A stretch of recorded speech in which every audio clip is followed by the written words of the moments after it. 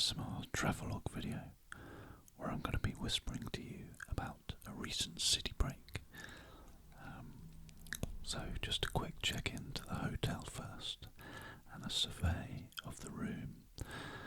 And the reason I've just paused on this seat was to show you the cushions and foam mat, which was to later become my floor bed for the night. I'm sure any insomniac listening can appreciate a standard double bed is simply too small for two people. Despite the bed though, it was a delightful little hotel called the Farnley Towers. If anyone was planning to visit Durham in the UK, so yes, Durham, the cathedral city of Durham, here in the northeast of England. And we're standing right now on the Framwellgate Bridge. Not sure which is the correct pronunciation. And looking out over the River Wear towards the Prebends bridge in the distance. And now we're off for a quick stroll. A short stroll to the cathedral and castle via the riverside route. And as you can see, it's umbrella and warm coat weather today. It's February. It's cold and rainy and dismal. Just your typical British day really, or British winter's day at least. So I do feel the need here to apologise actually for the shaky camera work, which you may be experiencing watching this.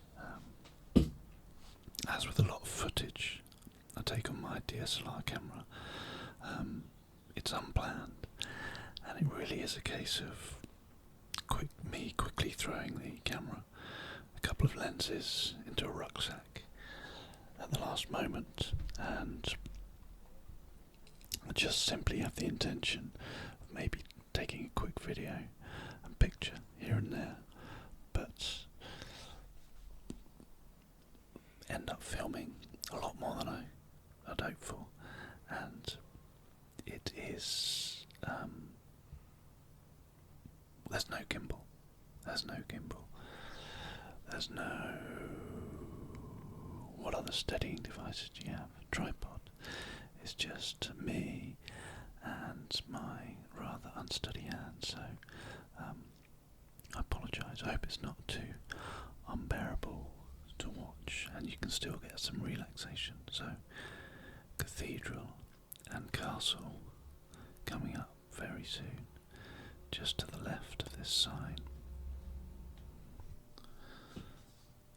So I'm not quite sure why, but I do find this wet, dark, grim looking little street kind of comforting in some way.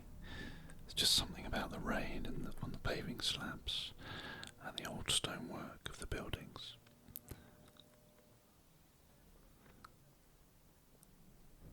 And we're just coming to the end of the alleyway here, and here it is, the cathedral itself.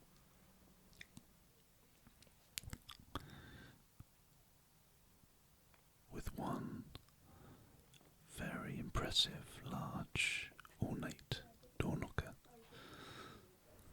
So, in we go.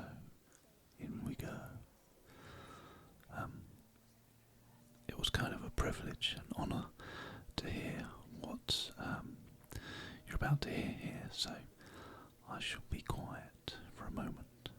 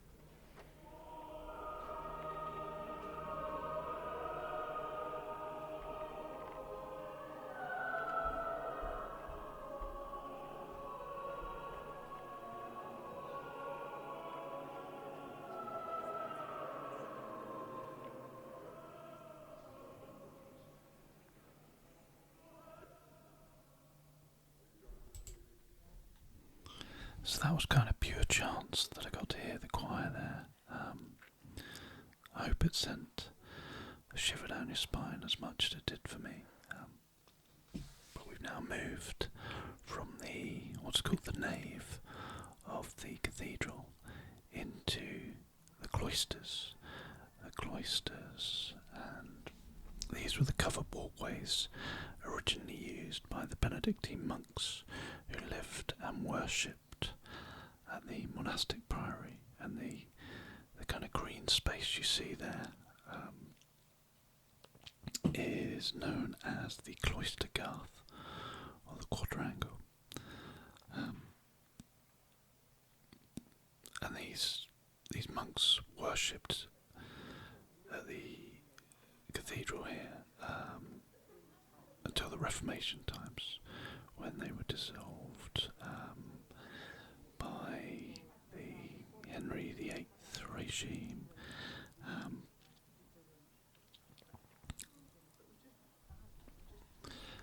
And for any Harry Potter fans listening, you may also recognise these cloisters because they were used in some of the Harry Potter movies.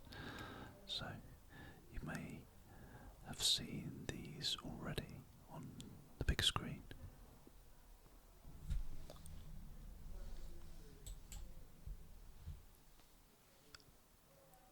And now we're going to have a quick peek at the Durham Castle, where you can actually stay at the 4-star hotel on site. It's also where some lucky students get to live while studying, which is fantastic for them.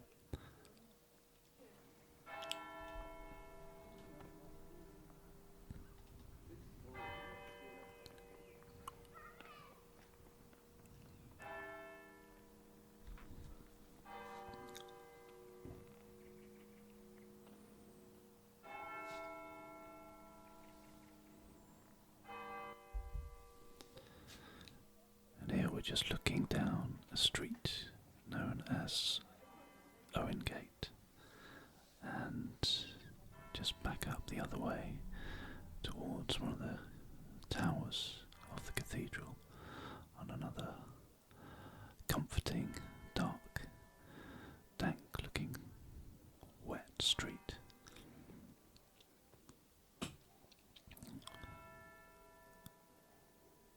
And then a short stroll down a street known as Sadler's Street brings us eventually to the marketplace and the equestrian statue of Charles William Vane Stewart III.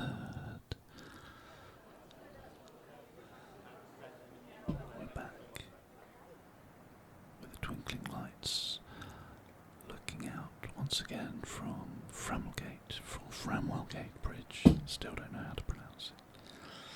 Just taking in some of the early evening ambience of this beautiful city.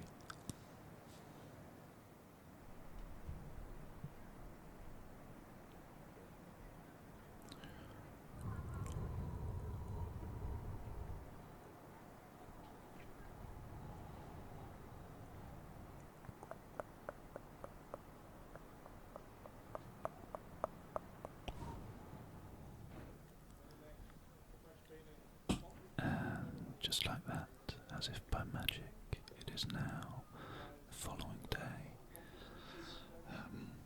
A rather misty, murky day on a cold February morning.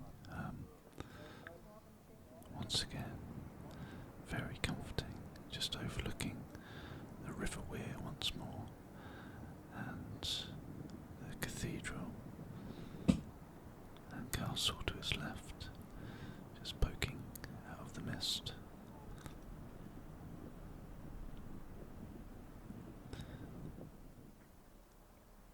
And we're back to the market square or marketplace and looking at the Durham Light Infantry Memorial statue to commemorate the war dead, just in front of the old Guildhall building.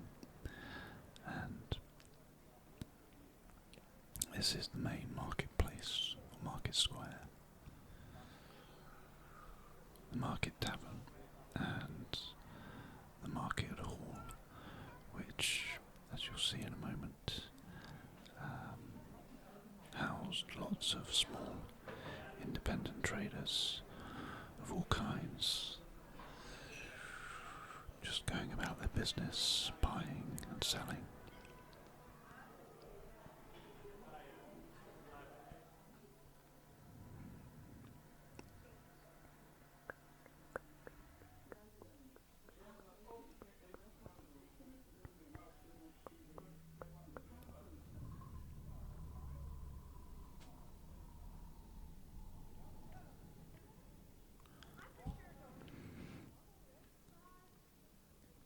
And here we are back outside the cathedral, this time from a new perspective on the east side of the cathedral.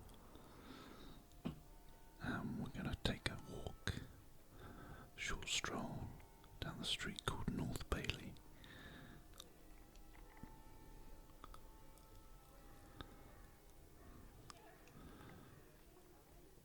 And North Bailey, as you walk down it, moves into South Bailey.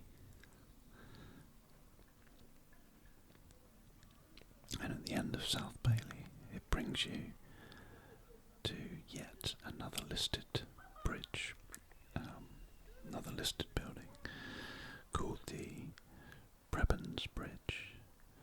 The Prebends Bridge.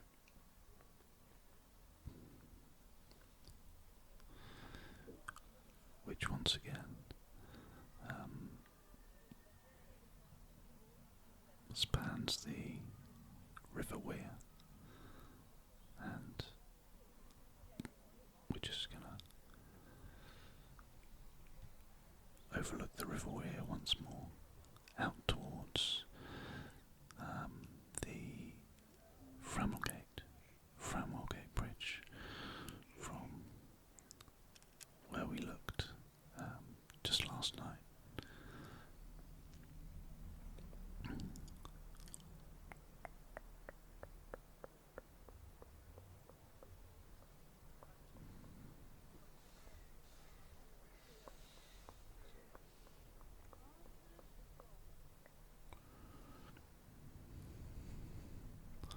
I'm sure they just dropped the W in Framwellgate, so it's spelled Framwellgate, and the locals over time would have just dropped the W and called it Framwellgate, just for ease of pronunciation.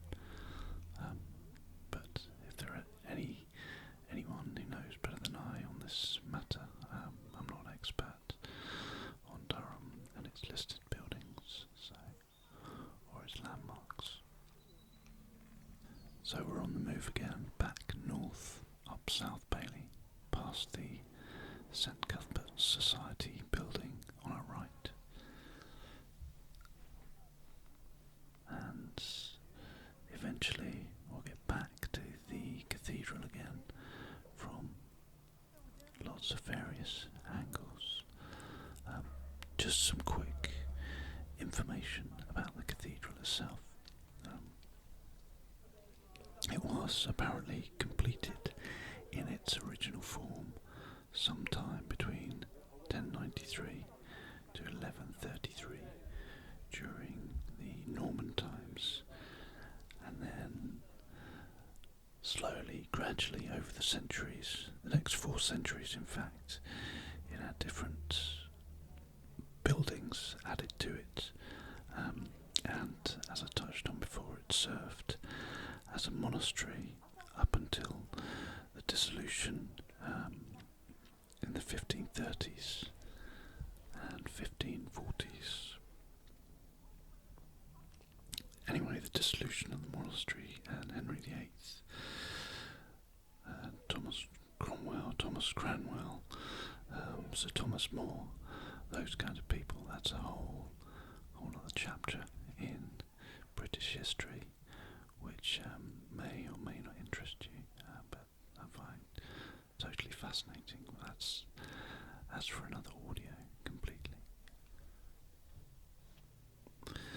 So we're coming to an end of this short mini ASMR tour of the city of Durham. And as we focus in on the Durham Castle here with its impressive turrets, I shall bid you farewell. I do hope you've enjoyed this whispered travelogue video. But in the meantime, stay relaxed, keep calm, and do, as always,